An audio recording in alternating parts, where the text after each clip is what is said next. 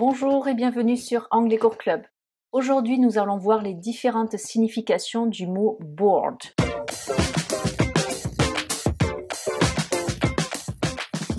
Alors, ce mot bored, il veut dire plusieurs choses et c'est à la fois un nom avec plusieurs définitions et également un verbe.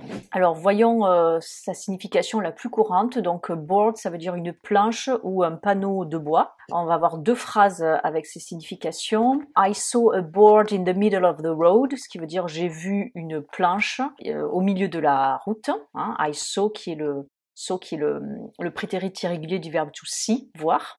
Ensuite, deuxième phrase avec board qui veut dire panneau de bois. The taxi driver was holding a board with her name on it. Hein, donc le chauffeur de taxi était en train de tenir un panneau de bois avec son nom dessus. Her name, donc là c'est le nom d'une femme, hein, puisque j'ai utilisé her qui est l'adjectif possessif quand une femme possède, donc là elle possède son nom. Was holding, ici j'ai conjugué le verbe to hold, donc tenir, au past continuous, au passé continu, avec donc l'auxiliaire to be au passé, avec une de ces deux formes, soit was, soit were, selon les sujets, et holding, qui est la forme gérondif ing du verbe. Maintenant, voyons le mot board dans le cadre d'un tableau.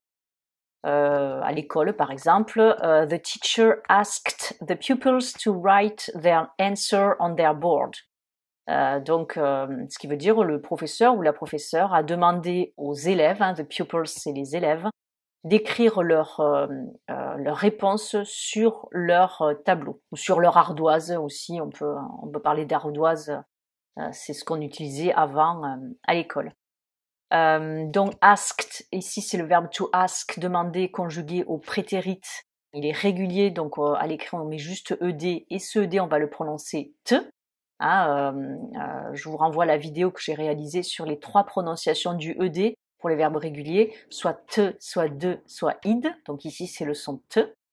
Et surtout pas le son ed, hein, ça c'est le son qu'il faut surtout exclure quand vous êtes face à un verbe qui se termine par ed. Et their answer, ici vous avez un mot, donc leur réponse, c'est également le verbe to answer, avec exceptionnellement une lettre muette, le W, hein, donc ne surtout pas dire answer. On their board, donc sur leur tableau ou sur leur ardoise, their, T-H-E-I-R, qui est donc l'adjectif possessif qui correspond en français à leur. Hein, quand plusieurs personnes possèdent quelque chose ou quelqu'un. Maintenant, le mot board, ça veut dire aussi le plateau. Exemple, we need a board and pawns to play chess, ce qui veut dire nous avons besoin, to need, avoir besoin, d'un plateau et de pions, pawns, c'est les pions, pour jouer aux échecs, hein, to play chess, donc échecs. Maintenant, le mot board veut dire le conseil d'administration ou le comité. On va commencer par conseil d'administration. All the applications are submitted to the board for approval. Ce qui veut dire toutes les candidatures sont soumises au comité d'administration, au conseil d'administration pour approbation. Applications, donc là ça veut dire les candidatures pour un poste en général. Ne pas confondre avec une candidature pour une élection présidentielle par exemple, auquel cas là on utilise en anglais un autre mot, c'est candidacy. Je vous renvoie à la vidéo que j'ai réalisée sur justement les mots que l'on peut confondre en anglais, parce qu'en français on n'a qu'un mot, là où en anglais il y en a 2 ou 3 selon les cas. Et approval, de verbe to approve, donc approuver. Maintenant, une phrase avec a board qui veut dire le comité. She has been appointed to the medical board. Elle a été nommée au comité médical. She has been appointed, ça c'est la voix passive, hein, on l'a nommée. Ne pas confondre avec la voix active, où là c'est le sujet qui est acteur dans l'action. Ici, dans la voix passive, qui existe en français comme en anglais, hein, vous conjuguez dans un premier temps le verbe to be, à tous les temps que vous voulez, et ensuite la deuxième partie, c'est le participe passé du verbe. Donc là, le verbe to appoint, nommer, il est à nouveau régulier, donc on met juste ed. Ce ed, on le prononce bien id, hein, appointed. Et avant, j'ai conjugué le verbe to be au present perfect, has Là, je vous renvoie bien sûr soit aux vidéos ou aux leçons sur Anglais Cours Club traitant de la voix passive et également du present perfect, un temps très important du passé, mais aussi du présent. Alors, toujours en tant que nom, le mot board veut dire aussi la pension. Exemple, it includes room and full board, ce qui veut dire cela inclut la chambre et la pension complète, hein, full board, pension complète. Ici, j'ai conjugué le verbe to include au présent simple et j'ai mis un S. Pourquoi? Parce que le sujet, c'est it. C'est un des trois sujets à la troisième personne du singulier, au présent simple, et pour lequel on va ajouter un S ou un ES au verbe.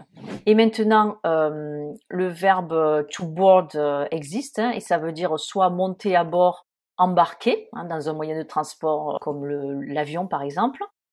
Et également, ça veut dire être pensionnaire. Alors, voyons une phrase avec la signification de monter à bord, embarquer. They boarded the plane for Warsaw at 4:30 a.m. Ou alors j'aurais pu dire aussi half past 4 a.m. Ce qui veut dire ils ont ou elles ont embarqué, elles sont montées à bord de l'avion, the plane, pour Varsovie, hein, Warsaw ou Warsaw, Warsaw, Warsaw, selon les prononciations. Warsaw, hein, on va dire plutôt Warsaw ou Warsaw, selon la prononciation britannique ou américaine. Donc c'est Varsovie, hein, on l'écrit W-A-R-S-A-W, donc vous voyez que c'est différent de Varsovie, mais voilà, ça fait partie des capitales qui changent entre le français et l'anglais. Donc prononcez bien hein, Warsaw ou Warsaw. J'ai conjugué le verbe to board qui est régulier donc là au prétérit, donc je mets ed et ce ed je le prononçais id, hein, they boarded the plane for Warsaw at 4:30 a.m. Donc 4:30 a.m. C'est la façon la plus courante d'exprimer l'heure. Et puis si on voulait l'exprimer en anglais britannique, eh bien on dirait que c'est la moitié, la demi passée de 4.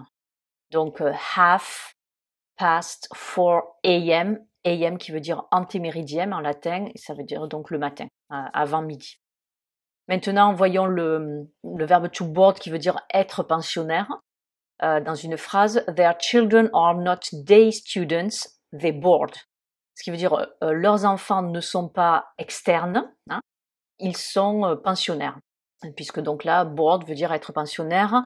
Day students, ce sont des externes, donc des élèves qui rentrent chez eux le soir ou même entre midi et deux chez leurs parents. Voilà, donc vous constatez que le mot board veut dire beaucoup de choses. En tant que nom, c'est la planche, le panneau de bois, le tableau, l'ardoise, le plateau, le conseil d'administration, le comité, la pension, et en tant que verbe, donc monter à bord, embarquer ou être pensionnaire.